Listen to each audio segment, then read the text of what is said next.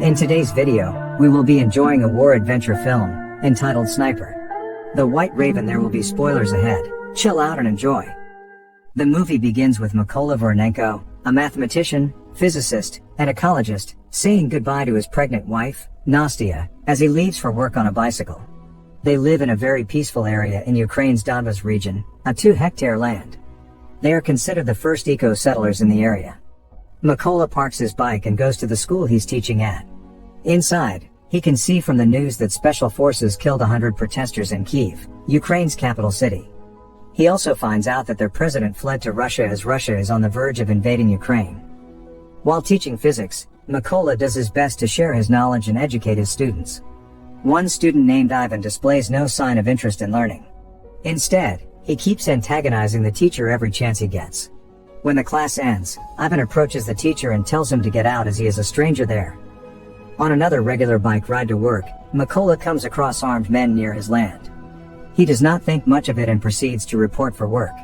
As usual, he parks his bike and gets inside the school. He is surprised that the place is empty and he's the only teacher there.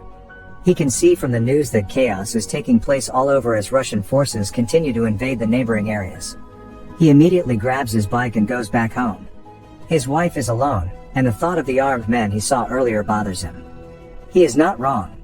From a distance, he can see his wife being beaten. He goes to help but ends up getting hit with the back of a gun. He begs that they don't hurt her as she's pregnant, but they refuse to listen. One Russian soldier goes inside their house and burns it. When the two Russians are about to leave, Nastya grabs a stone to retaliate. She is then gunned down and dies in front of Mykola. Moments later, two Ukrainians, members of the Ukrainian militia, help Mykola dig a grave for his wife while he returns to their burnt house. He can retrieve the wooden crucifix his wife made for him. Mykola buries his wife with a broken heart and then decides to go with the Ukrainians, uncertain what he'll do next. He joins the Ukrainian militia on their way to their camp. The leader does not trust him, thinking that he can be a spy. He expresses his intention to join them and drive the Russians out of their country.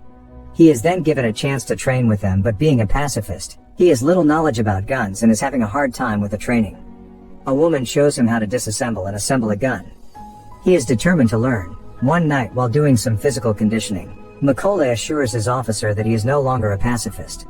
He also prefers the codename the Raven. He is reminded that codenames are earned. The training is new and challenging for him, but he is committed to equipping himself with all the knowledge and skills in order to take revenge. The trainees are told that there are not enough snipers at the front. When asked who wants to volunteer to be trained, only very few show interest. Mykola stands up and expresses his desire to step up to the challenge. The officer asks him to sit down as he can't even disassemble and assemble a gun in time. Mykola asks that he is given a chance to prove that he can. He assures the officer that he can finish it in 20 seconds. An AK-47 is laid on the table by the officer. To the surprise of everyone, Mykola blindfolds himself and starts to disassemble the gun. He then assembles the parts back smoothly. The time is just 18 seconds. Instead of laughter, he gains applause this time. Mykola is now admitted to being trained as a sniper. During training, Mykola is surprised to receive a different gun from the rest of the trainees. He refuses to leave as he finds it unfair not to get the same weapon. He demands to also get an SVD-63, a semi-automatic designated marksman rifle, the same rifle that the other trainees get. This does not sit well with the personnel in charge. Mykola has no other choice than to embrace what he has. The trainees are told to remain invisible under any circumstances. Part of the test is for the trainer to shoot a few inches from them. If they react, they will fail. Most trainees fail the test. Mykola does not flinch despite the loud noise and the risk involved in this training. Another is for their scope to be covered once the target is sighted. Mykola misses.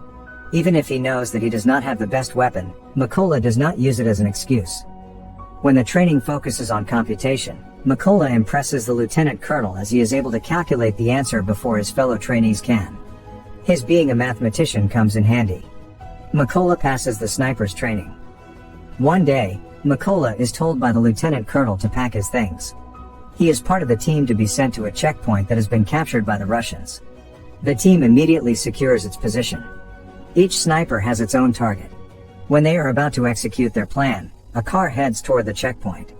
The lieutenant colonel stops them from shooting. The couple in the car are asked to come out of the car and present their passports. Once cleared, they are allowed to leave, but the guy's passport is kept. The guy wants his passport back, but the Russian who took it refuses to hand it back to him. This results in a commotion. The girl is slapped, and the guy gets shot with a gun. The lieutenant colonel gives them the go signal to shoot. All the Russians are then killed. The lieutenant colonel congratulates the team on their first successful mission. When they return back to their command post, Mykola looks for his friends and fellow trainees. He's told that they are on a separate mission. Later on, he finds out that one of them is brutally killed by a sniper. One day, the team is sent on a mission again. Explosives are set up, and the trigger is concealed with a leaf. When the Russians are getting closer, Mykola is surprised to see his former student with them. Ivan, the student who is always antagonizing him. All the Russians are killed when the explosives are detonated, including Ivan. The lieutenant colonel tells Mykola to not feel that bad as Ivan made his decision. While resting, the lieutenant colonel grabs a photo of his family. Mykola asks if he can take a look at it.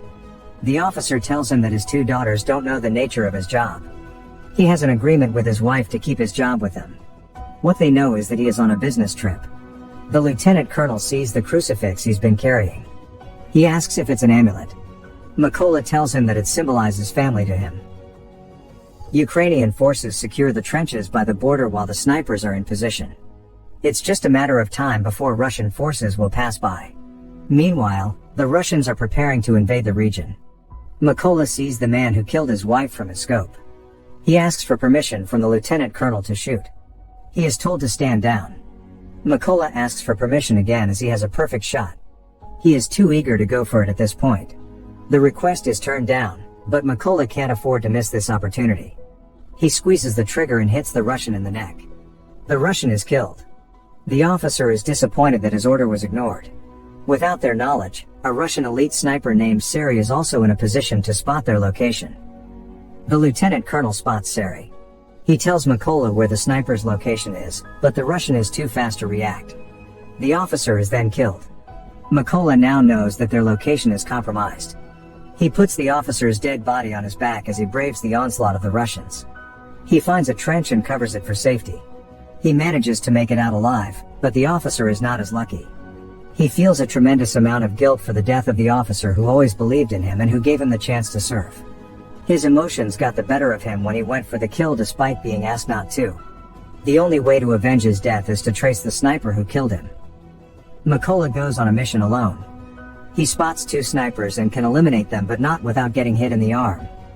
While resting, Mykola receives a call from the brigadier general and informs him about the Russian sniper, but he can't give the details for now. He wants to fill Mykola in once they meet. Mykola packs his gear and heads toward the location. This is his opportunity to know more about the Russian sniper. The brigadier general informs his men what the Russian sniper is capable of doing. He has already eliminated 5 of their snipers and 3 machine gunners.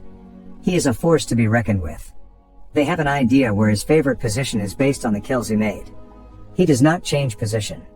One Ukrainian soldier suggests covering the area with mines, but the officer is opposed to the idea. He lets Mykola explain the reason why they can't just do that as he is from the area. Mykola explains that there's chlorine storage in the location where the sniper is hiding, and using explosives to kill him can cause environmental issues. All of the snipers are then given their assignments.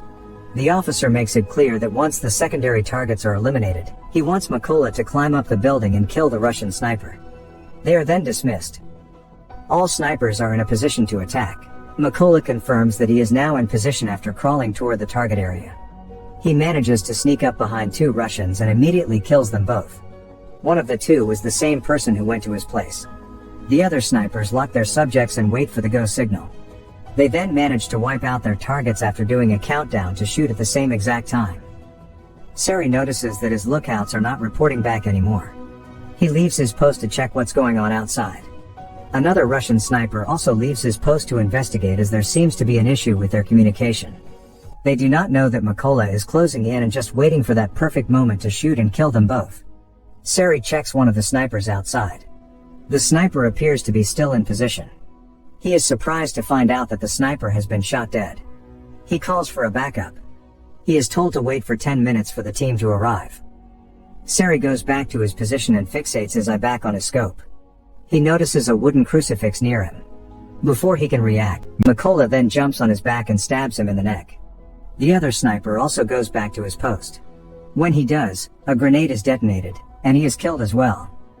The movie ends with the backup that Sari was anticipating is now here. A Russian officer calls Sari on the radio. Mykola answers the call and tells him that they will answer for what they did to Crimea, another territory that the Russians also invaded. Mykola then kills him. Russian soldiers come out of the trucks, but they have no match against the Ukrainian snipers, who are well positioned to finish all of them. When the smoke clears, Mykola goes back to his place and visits the grave of his wife. While his mission to avenge her death is completed, the job is not done yet. Thanks for watching. Subscribe for more videos like this and help the channel grow.